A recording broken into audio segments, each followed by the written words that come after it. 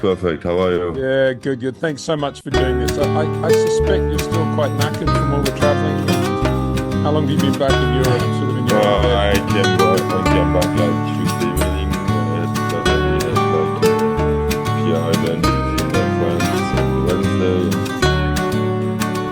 Yeah, and then I was basically the whole family was sick, and now I'm sick. So You're sick? yeah, but yeah, Flu. yeah, Oh, sorry. Well, thank you so much for doing this. We'll keep it very short, as short as we can. Terry, when last we spoke, we were in Finland, and you were telling me yeah. that I said, oh, the Acropolis, mega. And you said, oh, yeah, mega, but things can happen there. I think it was a steering ball joint, something like that. But anyway, you did it perfectly, and you won it. And now, Thank you. very good points in Chile. Unbelievable. My question to you is that very fine balancing act between pace and finishing and reliability. How difficult that is under pressure as well. It's just brilliant how you've done that. Yeah, I mean, obviously it's very challenging, of course, because we know that somehow we need to keep a close look on our rivals, try to not be too far away, the Saturday evening standings, and give it an extra push on Sunday because our main rivals will take more risks than us. But on the other hand, we know that finishing is crucial, and it's ours to lose, that's for sure. So we need to have a clever approach, which sometimes it's a bit boring on the other hand, because obviously I know that somehow we cannot show the true potential, the true performance, but I would say it's all part of the game. With the gap we were able to pull out on the beginning of the season. Yeah, the end of the season is a bit more like managing that gap. I'm tempting fate here. Hopefully not. I'm touching wood. But I think it's fair to say, is it correct to say you haven't actually had a puncture since, well, we haven't had a puncture for a long time, right? And I'm wondering if that's Yeah. an art and a skill, or do you just see that as pure luck? No, generally throughout the season we are very good on that side. I think it's not very often that we puncture throughout the season, but of course it happened, like it does for everybody. I think our last puncture actually was in Greece on the final stage, crossing the finish line, like 1K before the finish. Oh, I really? got a front left puncture. But there was nothing to worry about. We were close to finish the stage and get that needed victory. Terry, I know that the others always have explanations and excuses, if that's the right word. But Lota 2, special stage 11 on Chile, Thierry Neuville, +5 on Rovanpera, +18 on Tanak, in the fog, very fast downhill section. That was just amazing to watch. Amazing. Yeah. It was good. I mean, obviously, when the feeling is there and you have trust in your pace notes in those conditions, I knew that it was possible in the fog to make a gap or whatever to lose a lot of time, because basically the fog, when it's between these, moving super quickly, and you can have the fog in the worst conditions, as you can have free visibility in 85% of the stage, and you don't know. So it was crucial for us to keep a good rhythm, and obviously push a bit more than what we usually did. But I have to say we got through quite well. I don't Oof. know if we were more lucky than the others in terms of the weather conditions. But what's for sure, it's you never know, what have been the conditions for the others, and I didn't compare. So, but we got through quite well. I felt comfortable also in the fog, and I think we did what we had to do. In the middle of the fog, and Martin is talking as normal, you suddenly say something which I can't quite hear what it is. Do you remember that moment? I think the word joli comes up and something like this is pretty or something like that, but I may be wrong. I don't remember now, to be honest. But for sure, we were talking about the condition. That's for sure. I at the end of the stage, I know we were talking and we said that actually it was quite enjoyable. Um, and obviously I was wearing these orange glasses, and they definitely give you a bit of an advantage because the contrasts are better, and I'm sure it was helping me because at some point, I mean, in the middle of the stage, which hasn't been seen on the pictures yet, but we were driving like 40 or 50 kph in a section where we could drive 120. And I'm sure Martin could see absolutely nothing, Mm. where I was still able to at least see the edges of the road at some places. And that's why he was so impressed by that stage as well. Well, he needs to get some orange lenses too, quite Yeah, obviously. probably. But it was interesting also at the end of the stage to hear Tanak saying that he was actually, there was some glare in the windscreen for him in the fog, and he was finding it very difficult because of that glare. And I wonder if that's something that's characteristic of all the Hyundais, but because of your orange lenses, it diffused that. Generally, it was like little drops all the time, and Mm. it made it very very challenging when it's very humid fog. In addition to the bad visibility, your windscreen is constantly wet, and you don't see very clear. So for sure, that's an extra difficulty. Yeah. Um, but yeah, that's what we have to deal Yeah. with. On the recce, Terry, when you are in that on that stage, and it's a possibility of fog, presumably because of historical weather conditions. Do you actually think in terms of what are we going to do here if there is fog? And do you actually have pace notes Yeah. that reflect that? Sure, sure, sure. And this rally, since our first experience, we have had heavy fog since Reiki, and actually much less in 2019, much less during the rally itself. But we we took already any kind of distance between each corner because it's only the distance between the corners which can give you some kind of feedback where you actually are between those two corners. Where on rallies where we don't necessarily expect fog, um, we can have also different wordings which don't necessarily give us the distance, but exact distance, but later, like is something a long distance is coming or later a short distance, and so Mm. on. So we use those distances, basically, which are in the pace notes, but which are only used if it's fog. And if it's no fog, we use the OZO system, which basically makes it less complex and less information Right. to deal with in a good visibility situation. So brilliant job by Martin then to keep up with all that. It must be Yeah, so, I definitely. cannot imagine how difficult that is. Mm. Terry, the championship now, obviously don't want to say it's all over by any means, but I guess you're looking forward to the next rally, right? And why do you like tarmac more than gravel, if I think I'm correct in saying that?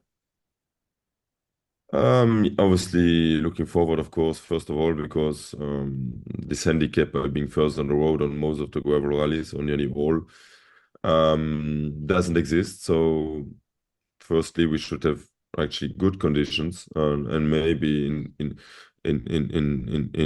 like rainy conditions, even the best road position to deal with, and that's giving us the slight advantage. And then furthermore, I have gone on tarmac in the Belgian Championship. There's no gravel.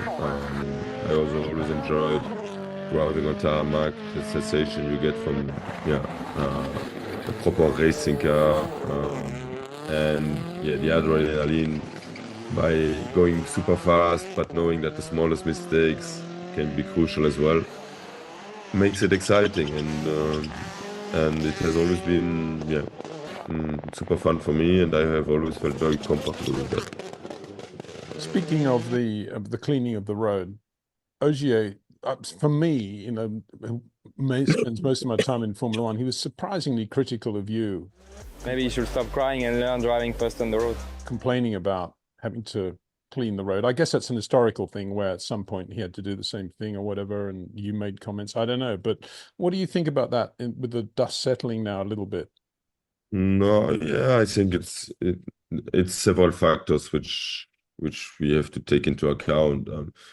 Of course, he has been cleaning for a long time, and we have all been pushing already in that time to get back the qualification, which gives a better chance to everybody. However, yeah, he has been complaining for a long time, and it was acceptable because, of course, you don't want to be the one who's punished all the time. However, I have been cleaning as well when I was fighting against him for many rallies in some of the seasons where I have been leading the championship for 4, 5, 6 rounds in a row, and I also knew that it was tough. However, this year we have a different kind of scenario where um, first at all, we have more part-time drivers and more competitive part-time drivers, starting from the back row on every single event, which obviously makes it for us even more challenging. Furthermore, we have the fact that we had seven gravel rallies in a row, which isn't for long that it exists. And we have always had in the past years, when Ogier was still competing for a full championship, we have always had Rally Germany in the middle of those row of gravel rallies.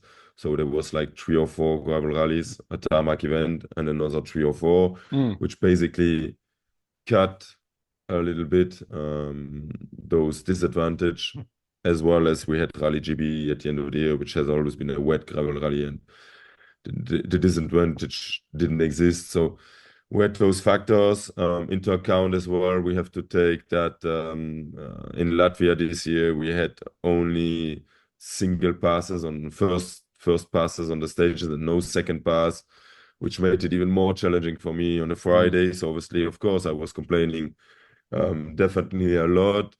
And a big difference as well is that in the past we have been driving on Michelin, where for now we are driving on Pirelli and on the Michelin. Only the few first cars were basically able to use soft compounds.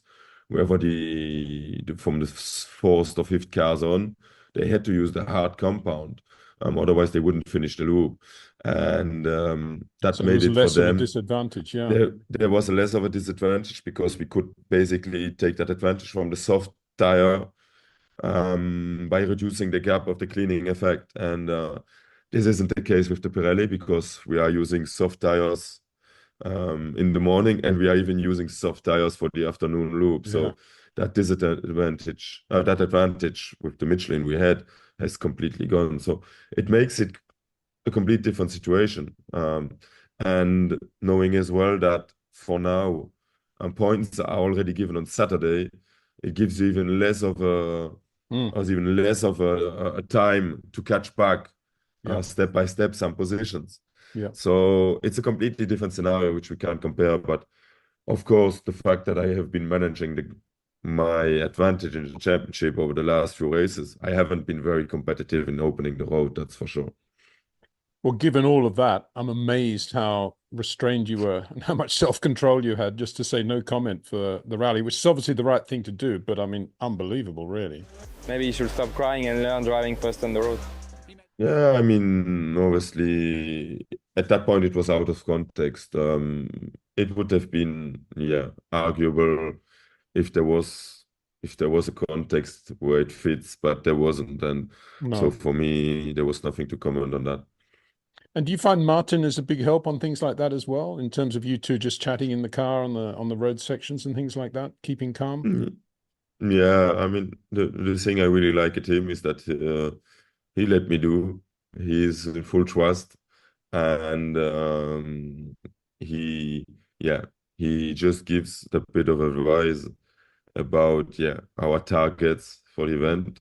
He is very sensible on that, and always making sure that we follow our target, and that's perfectly matching with yeah, what I'm doing and what we need.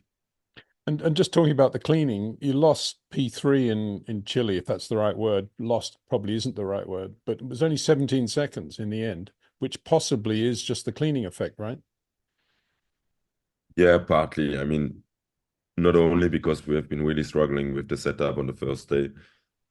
I definitely made the wrong choice by choosing the same dampers as I have used for the last couple of gravel events, especially in Greece, Sardinia, and Portugal, which are yeah, hotter events where yeah, the ground is more hard, the grip basically is better.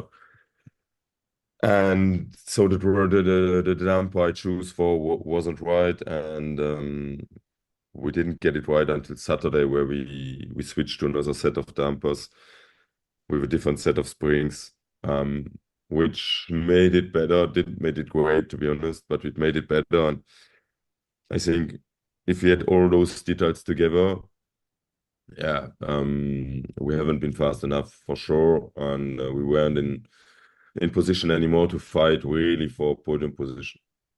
But given that Ott is now second in the championship, how much information do you have on what he's running and setup he has? No, there's complete transparency, so there's no secrets. Whatever, we do not necessarily have the same feedbacks and likings, preferences. So some rallies we are running exactly the same. Whatever on summers or events, we run different settings, and there's no secret. His has been best at some point. Mine has been best on others, and yeah. At the end, we of course exchange on those our experiences and try to improve for the upcoming events.